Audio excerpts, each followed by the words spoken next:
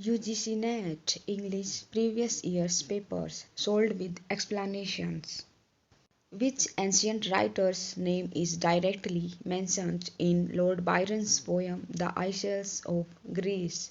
A. Euripides, B. Sophocles, C. Aeschylus, D. Sappho. So what is the answer? Option number D is the answer. D. Sappho. Its detail. The Isles of Greece is a poem by George Gordon Byron. The Isles of Greece is the best known instance in the English language of a poem within a poem written by George Gordon Byron. The Isles of Greece has returned echoes from many a heart and in many a nation. In the Isles of Greece, he writes of the culture and of the history of the Greeks, honoring their ancestry and rich heritage. He uses historical and mythological events correctly and captures the passionate voice of the Greek people. Byron writes about the glories of ancient Greece and his desire to see it as an independent state once again. Byron touches on the highlights of ancient Greek history when he references Salamis and Marathon in his poem. He mentions about Sappho, who was an archaic Greek poet from the island of Lesbos.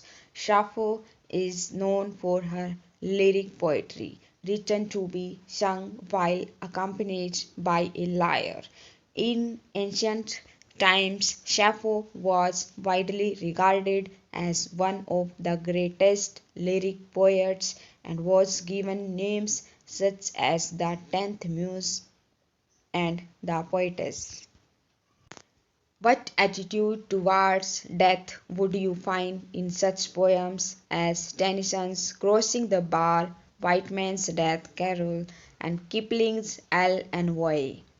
Option A. Resignation. Option B. Despair. Option C. Hope. Option D. Protest. So what is the answer?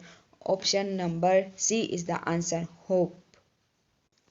Crossing the Bar by Alfred Lord Tennyson seems on the surface to be about a travel which is on the point of taking place. However, at a deeper level, Tennyson is highlighting the fact that our life has to end up sooner or later, and we must not feel sadness because we will have God with us at that moment. He is clearly conscious that he is going to die unavoidably.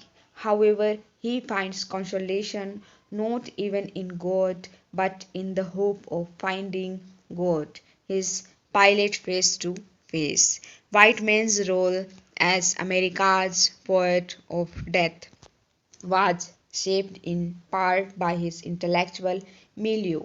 Christian tradition had long stressed the importance of preparing for death, often warning of terrors beyond the grave for those whose faith had lapsed or failed. On the other hand, religious moderates tended to picture death in a hopeful light.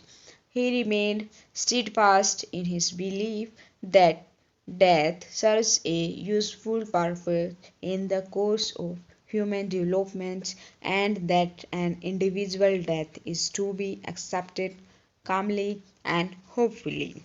An exquisite poem by the young Kipling describing devotees who worship at an empty shrine in the hope that some other deity may come to them if they continue their service and their sacrifices. It is an elegy for lost gods and lost beliefs and a reminder that all things may pass with time. It also affirms the need to keep faith.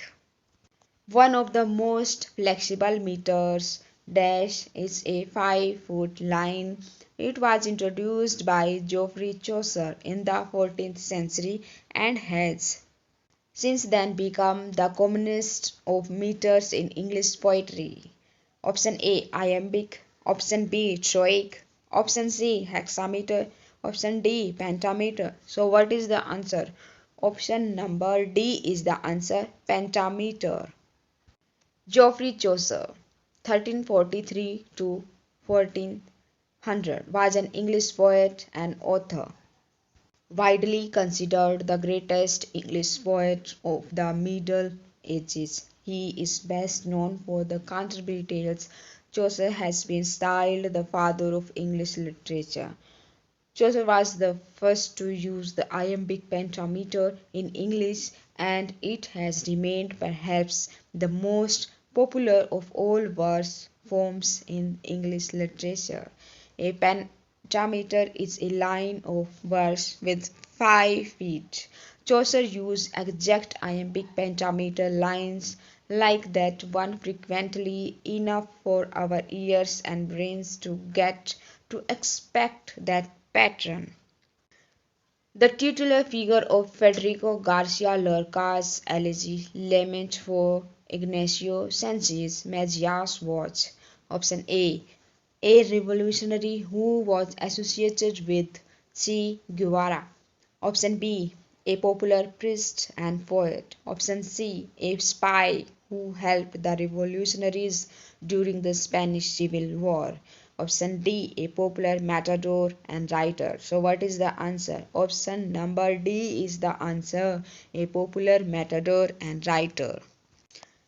Federico Garcia Lorca was a Spanish poet, playwright, and theater director who wrote Lament for the Death of Ignacio Sanchez Mejías, which is an elegy, a written work composed in memory of someone who has died. This particular work is a pretty lengthy poem by Federico Garcia Lorca. It is based on the day of the death of eponymous man for which the poem is written, a toreador, bullfighter. Ignacio Sanchez Mejías was a famous Spanish bullfighter. Other name for bullfighter is matador. He was also a writer. He enjoyed enormous popularity. He was attractive to women, admired by men, and a sympathetic personality to artists. The fault of Cowley, and perhaps of all the writers of the metaphysical race, is that of pursuing his thoughts to their ramifications, by which he loses the grandeur of generality, for of the greatest things the parts are little, what is little can be but pretty, and by claiming dignity becomes ridiculous.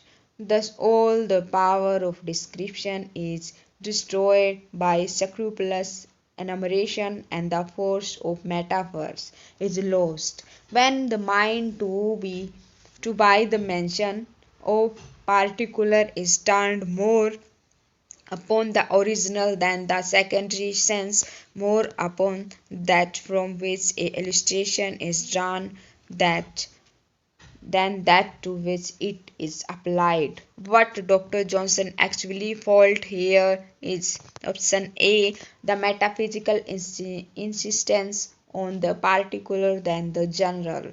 Option B, the force of metaphors that blunts description. Option C, the mind that goes straight toward the original. Option D, the metaphysical poet's tendency to saunter away. So what is the answer? Option D is the answer, the metaphysical poet's tendency to saunter away.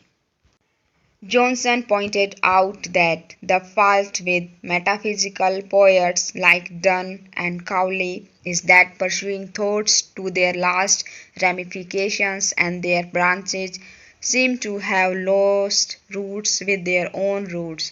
Cowley loses the grandeur of generality, becoming increasingly singular of individual in himself, and becoming too idiosyncratic and minutely particular in his poetic concern, as if the distinguishing power has gone too far in 𝗂𝗲.